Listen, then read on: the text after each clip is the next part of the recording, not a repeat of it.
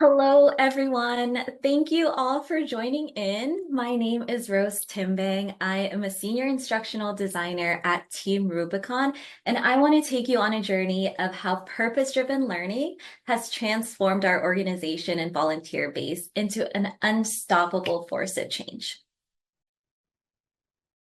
So, like I said, my name is Rose Timbang. I'm a senior instructional designer at Team Rubicon. I am also an alumni of Learning Guild's 30 Under 30 from the class of 2023. So let's get into it. First, let me tell you a story. In 2010, Marine Corps veteran Jake Wood watched a 7.0 earthquake hit Haiti. Driven by the call to serve and desperate to find a new purpose after leaving the military, Jake led a small team of Marines to Port-au-Prince to provide medical services to thousands of survivors. This was Team Rubicon's first mission and the start of a movement to serve the world. On January 12, 2010, in the late afternoon, a massive earthquake hit one of the poorest countries in the Western Hemisphere.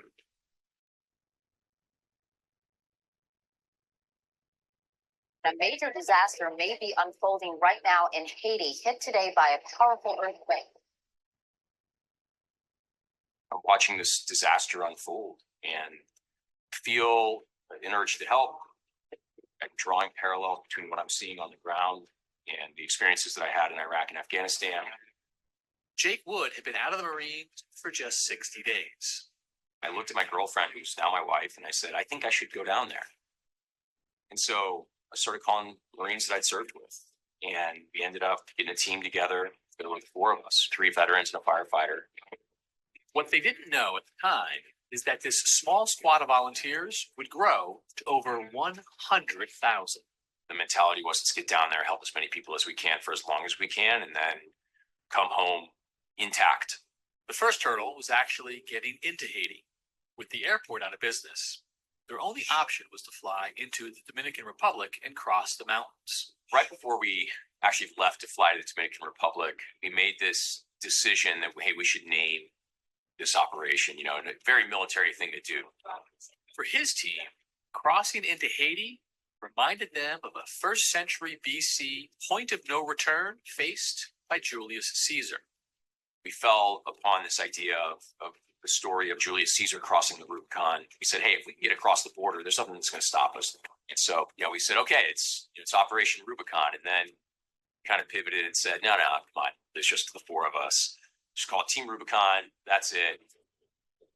With no supply chain or logistical support, the newly minted Team Rubicon partnered with a local Catholic church in the heart of Port-au-Prince, where they quickly set up a base of operations. You could hear people wailing in the streets, dead bodies alongside the road. And it was the most unbelievable thing I've ever seen. So we have about 5 or 6 amputations on the wait list right now. Over the course, about 20 days on the ground, their little team of 4 increased to 8, and eventually swelled to almost 60 volunteers. Okay. We treated hundreds, if not thousands, of patients. And more than that, we inspired and launched this movement that would become an organization. After Haiti, Team Rubicon realized that their military experience was a key differentiator in how they operate. So the sense of camaraderie that they developed while stepping into that new uniform, the gray shirt, and rediscovering their purpose became a key pillar of Team Rubicon's mission. Throughout Team Rubicon's first 10 years, we primarily relied on in-person training workshops to teach gray shirts hands-on work for disaster response and recovery. From how to survey a site to determine what needs to be done, to how to log work that we're doing on a spreadsheet. During these in-person workshops and events, local gray shirts built a sense of community that enriched our culture. Then COVID hit. During the coronavirus pandemic, Shelter-in-place orders and social distancing put a halt to all of our in-person activities and presented a serious obstacle for TR, and we were faced with a challenge. How can we instill the same sense of camaraderie and purpose to gray shirts itching to get out there and help? And this challenge led to a pivotal shift in how TR delivered training. Virtual avenues became more than just a stopgap. They became the central means of equipping gray shirts with the skills and knowledge that they needed to serve. But not only that, by focusing on purpose-driven learning, we ensured that our training continued to resonate with gray shirts' deep-rooted desire to make a difference, reinforcing their commitment and sense of purpose even before stepping into the field. And purpose became central to how and why we design our training. Additionally, the move to virtual training brought out a unique benefit. It allowed us to be able to grow our volunteer base, to train more gray shirts, adding hundreds and thousands, and enabled gray shirts from across different states to connect and collaborate in ways that wouldn't have been possible in a purely in-person setting. This broader interaction not only enhanced the learning experience for our gray shirts, but also fostered a stronger sense of connection and a collective purpose across the entire gray shirt community. So how do we do it at TR? How do we create purpose-driven learning? So purpose-driven learning at Team Rubicon is centered around aligning training and development activities, both in person and virtually, with the mission of our organization. And what is that mission? To serve global communities before, during, and after disasters. It's also about ensuring that every learning experience is not just about acquiring skills or knowledge, but also about deepening a gray shirt's sense of purpose and commitment to our mission.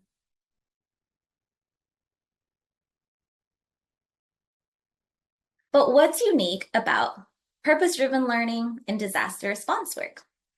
So in disaster response work, it's not just about equipping our gray shirts with the right skills to quote unquote get shit done, which is part of our cultural value. Our learning design and development team carefully considers the unique factors every time we prepare to design training, always keeping our gray shirts at the forefront. Number one, emergency skills focus. Disaster response training emphasizes critical emergency skills such as damage assessment to find out what work needs to be done, to safely mucking out a house after a flood, chainsaw operations, and how to use a skid steer to clear roads. We also have scenario-based trainings. Collaborating with our subject matter experts, we curate hands-on experiences to help our gray shirts for the unpredictable and high-stress nature of disaster response. From training how to source and clean water in remote villages to what to do when your mobile clinic is all of a sudden dealing with a mass casualty incident because a nearby vehicle turned over after the earthquake.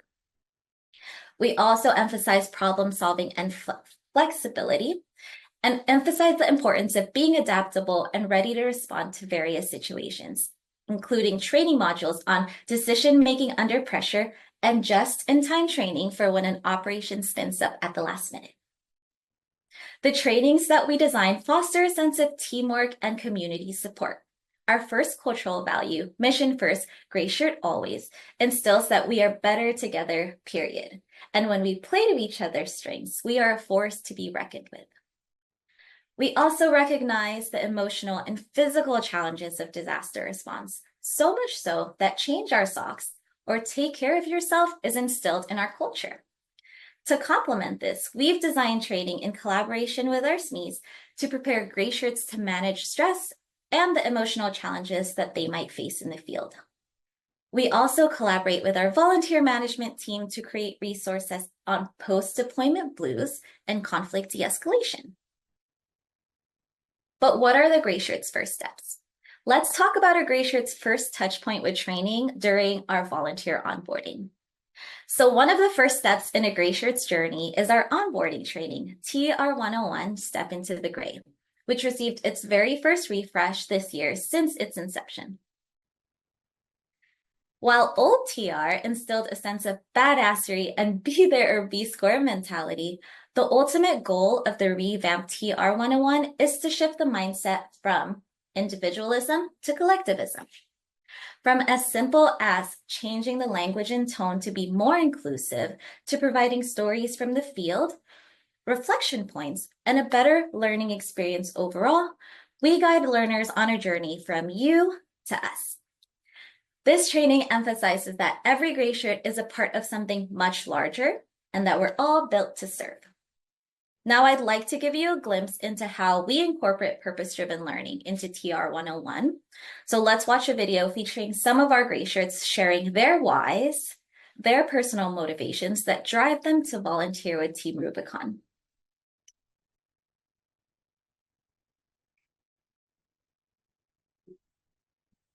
Team Rubicon to me it's hope. It's a bunch of people that get together, they do pull shit and they help people on their worst day. Being a part of Team Rubicon, it helps us find purpose in life, but also gives us hope that, we do have a chance to make a difference in the world. Why wouldn't you want to be part of a community of people that are selfless and compassionate and built to serve? Gray shirts help people across the US and across the world on their very worst day. I realize that when you get there, they've lost all hope and they're in a very, very dark place. And by the time we leave, they can see the light at the end of the tunnel again. And that's a very, very powerful feeling to feel in one's heart. What's important to me is the wonderful people that are part of your team. I mean, you have absolutely no idea what this has done for me. More ways than one. I needed it. I love seeing when we communicate with the homeowners, when we communicate with the community, they're looking to us for something. And I believe that something that we can offer is a little bit of that soul to put back into their community, to put back into their family, to put back into their life.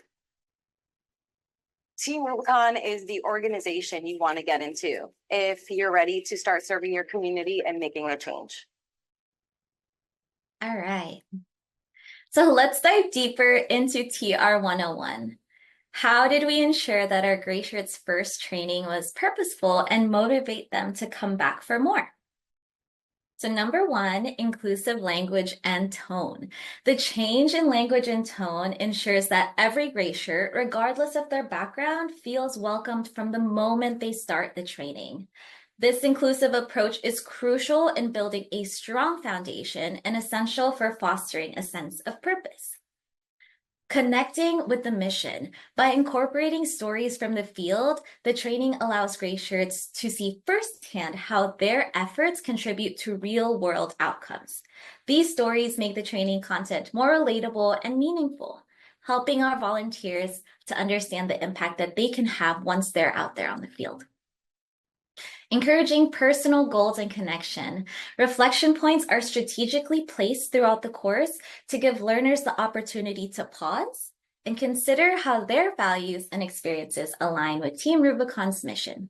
This process helps to deepen their personal connection to the bigger picture, turning a simple training into a transformative learning experience. Because of these changes, not only have we captured the hearts of new gray shirts, we've helped them find a sense of purpose without even having to step into the field. And here is one recent review from TR 101, literally from one day ago. I wanted to share because I think it perfectly captures what I mean by the impact purposeful training can have on your learners. So this is from Jen. She said, looking for my community. I saw a story on the news about TR helping out with the Jasper Albuquerque fire cleanup and knew immediately I needed to sign up to help. I had been retired from a 22-year career with the Canadian Air Force Armed Forces for just under 2 weeks and struggling to find my community. I haven't deployed yet, but I know home when I see it. And this is home. And this training module made it abundantly clear that I made the right choice. That touched me so much when I read it, to know that a training that I helped create and design made such an impact on somebody that it made them feel like home, right? But wait, That's not all. After TR 101, our learning paths allow gray shirts to choose their own adventure, aligning their interests and strengths. Whether it's chainsaw training or virtual support, everyone has a role in TR.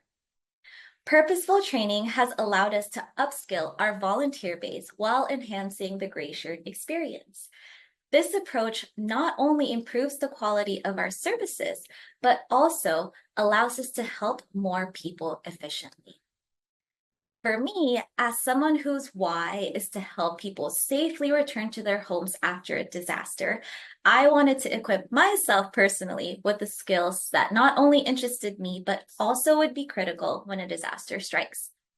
Having never held a chainsaw before, I took our Chainsaw Operator 1 course, and I passed.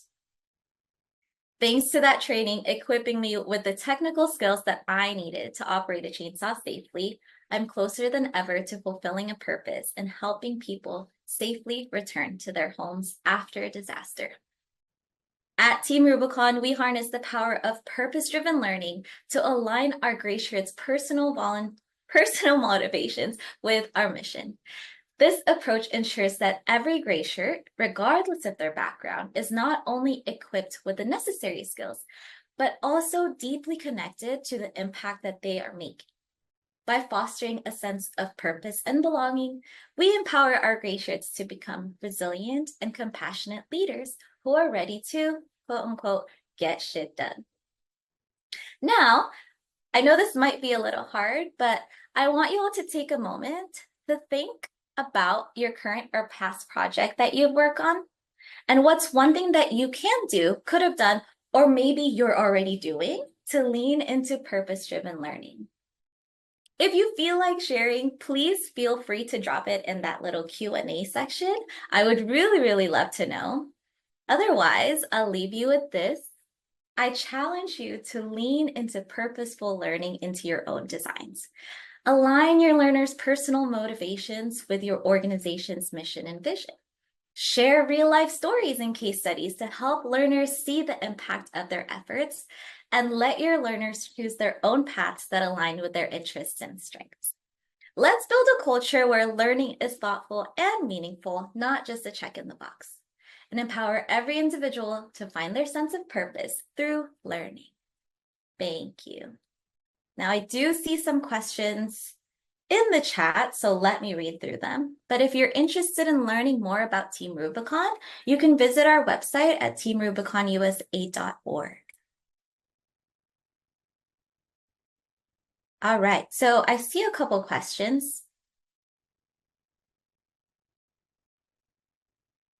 How often do you try to communicate the importance of the mission of what you do, and how do you determine if you are having success in that regard?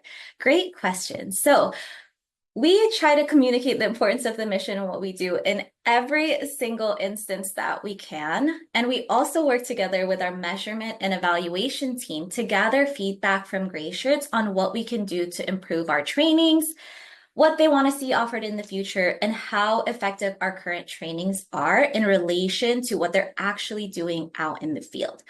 So we have, I think they're called AIS surveys, and they're basically surveys to ask gray shirts, how effective are our trainings to what you're doing on the field? And we get really great reviews from them. Most of them are 4.5 and above, but any constructive feedback that we get, we always take into consideration when we refresh these trainings. Are any assessments in place to ensure the training outcome has been achieved? Yes. So most of our trainings, especially the technical ones like chainsaw operator, heavy equipment, any of our leadership trainings, they do have assessments in place to make sure that they achieve a certain level, or to make sure that they're able to pass that assessment and become like a gray shirt volunteer leader, or be able to operate a chainsaw safely, but it really just depends on the objectives of that learning. So for example, TR 101, because it is an onboarding and introductory course to Team Rubicon, it doesn't have an assessment, but it does have a lot of interaction points and reflection points for that gray shirts to keep that online course interactive. Do any of these trainings require certification from an outside organization? So most of our trainings are actually created in-house, so we do not need any certification from an outside organization. If there are trainings that we do integrate into our LMS from an outside organization, it would be like a certificate upload. Like I think there are trainings from FEMA that we put into our LMS or integrate into our LMS. I think they're called ICS trainings, but those would be taken from that external source, and then the certificate would be uploaded into our LMS. Our LMS is also connected to what we call our EMS, which I believe is a Microsoft Dynamics platform. And it lets us know which gray shirts have certain qualifications. So for example, my EMS profile says that I can operate a chainsaw, but I can also just, pick up twigs if I need to. But for our leaders, there are qualifications that say like, this person is qualified to lead a team of gray shirts. This person is qualified to do this certain work.